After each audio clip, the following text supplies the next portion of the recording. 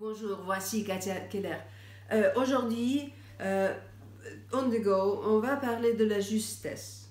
La justesse, la question, la plupart des gens pensent que c'est quelque chose qui, le plus important, c'est pour les vocalistes. Non, la justesse, c'est quelque chose qui est extrêmement importante pour tout le monde. Tout le monde.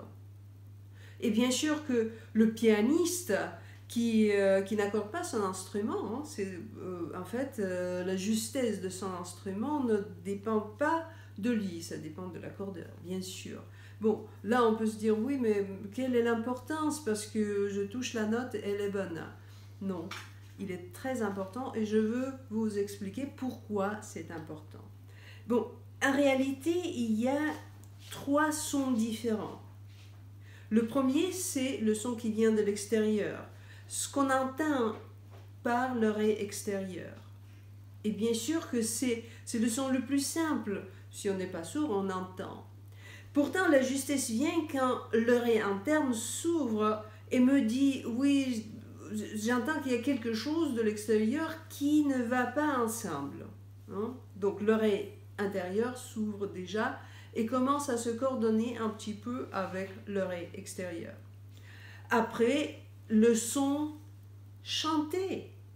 Le son chanté, c'est le son qui est déjà de l'extérieur, de l'intérieur, de l'oreille interne et de la voix, parce qu'il y a tout genre de vibrations oseuses, des ressentis, de sensations vibratoires au niveau corporel qui participent. Et là, notamment, c'est déjà plus facile en fait, parce que on peut s'appuyer sur les vibrations corporelles, sur ces ressentis, les vibrations oseuses, et puis l'oreille externe participe, l'oreille interne participe bien sûr en jugeant en fait, est-ce que ce que je chante et ce que j'entends de l'extérieur, est-ce que ça va ensemble? Et le troisième son, c'est le son audiolisé. Audiolisé, cela veut dire entendu en tête, à volonté. Hein? C'est pas comme un son qui me vient à l'esprit, c'est pas cette mélodie qui trotte dans ma tête. Non, c'est pas ça. Non, le son audiolisé, c'est comme une couleur visualisée. Hein? Donc, je l'entends dans l'oreille interne. Et là, c'est à la fois, c'est le son le plus difficile, parce qu'il est le plus difficile à maîtriser, et en même temps, c'est le son le plus facile, parce que c'est le son qui dépend seulement de moi, et pas des choses de l'extérieur. Et bien sûr, dans tous ces critères, on peut avoir des facteurs qui influencent l'oreille externe, l'oreille interne, la coordination entre les deux. Le chant aussi, hein, parce qu'il y a tout l'appareil vocal qui participe. Et, par exemple, l'oreille externe peut être influencée par une fatigue ou un stress, la peur. Et puis, ça peut être aussi une maladie. Ça peut être quelque chose grave, mais ça peut être aussi quelque chose de relativement léger, comme un petit rhume, ou mon nez bouché, ou le sinus c'est bloqué à cause des dents, etc. Bon, l'oreille est influencée. Et sous le stress, par exemple, il est connu qu'on a une tendance de chanter ou de jouer les cordes, par exemple, plus bas, parce qu'on entend différemment, l'oreille externe est influencée.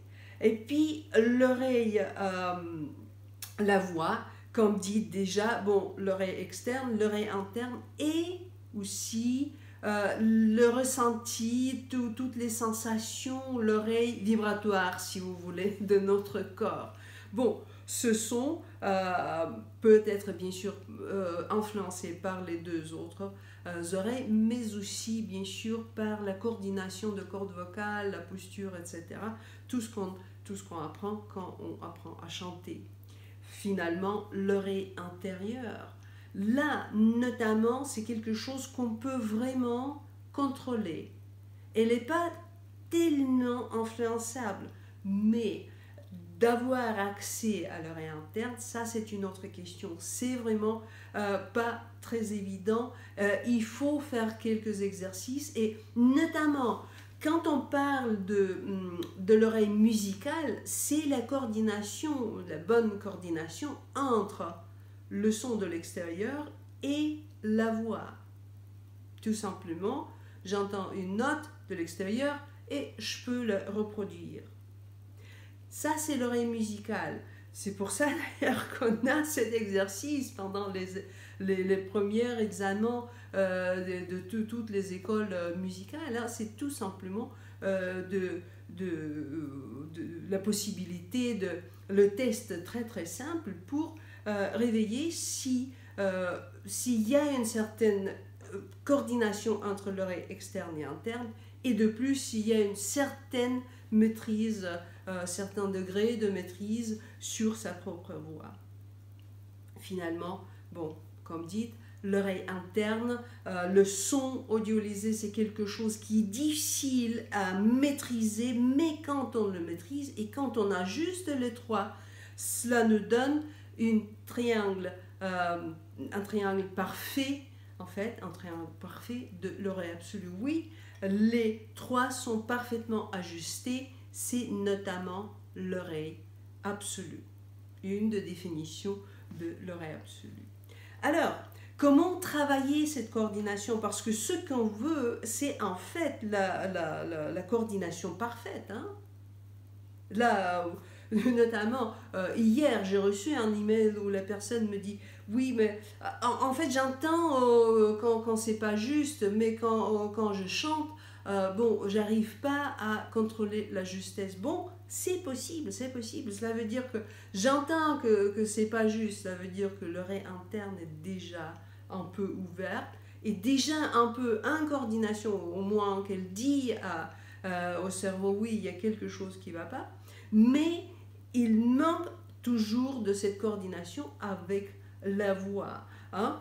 Et donc, il faut travailler là-dessus. Et qu'est-ce qu'on peut faire? Bon, dans mes méthodes, surtout toutes les méthodes qui concernent l'oreille, décidément l'oreille, les méthodes sur l'oreille absolue, la méthode sur le solfège absolu et la méthode sur la voix, toutes les trois méthodes donnent un tas de techniques, un tas d'exercices qu'on peut utiliser pour maîtriser, en fait, pour ajuster les trois oreilles, pour les coordonner parfaitement. Donc, dans mes méthodes, il y a un tas de techniques. Mais il y a un exercice tout simple par lequel on peut commencer, c'est l'exercice de tout simplement ouvrir la bouche et chanter quelque chose qu'on vient d'entendre.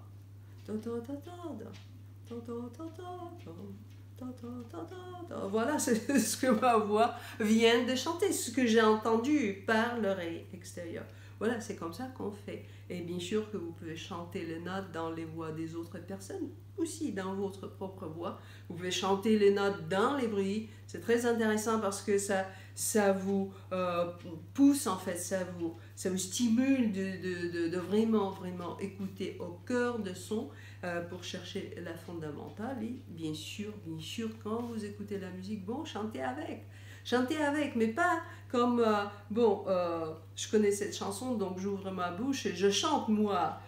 Et c'est pas Michael Jackson ou un autre chanteur qui chante. Non, vous entendez et vous chantez, vous entendez et vous chantez, vous entendez et vous chantez. Peut-être une note, juste une petite phrase, ou la deuxième voix, pourquoi pas. Bon, je vous souhaite beaucoup d'inspiration, je vous souhaite beaucoup de justesse. Hein. La dernière chose qu'il faut dire, que la justesse, encore, pourquoi c'est important? C'est énormément important pour tout le monde, y compris les pianistes, bien sûr, parce que c'est notre capacité de maîtriser la coordination entre l'oreille extérieure et intérieure, aussi la voix. C'est important pour tout le monde parce que c'est la maîtrise de l'oreille qui détermine, c'est le premier filtre qui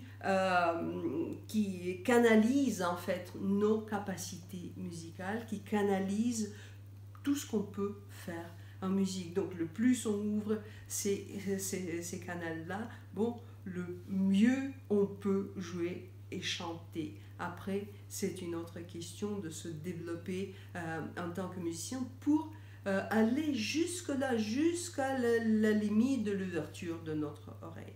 Bon, on peut y aller, vous pouvez le faire aussi. Je vous souhaite beaucoup d'inspiration et bonne justesse, bonne écoute juste. Au revoir.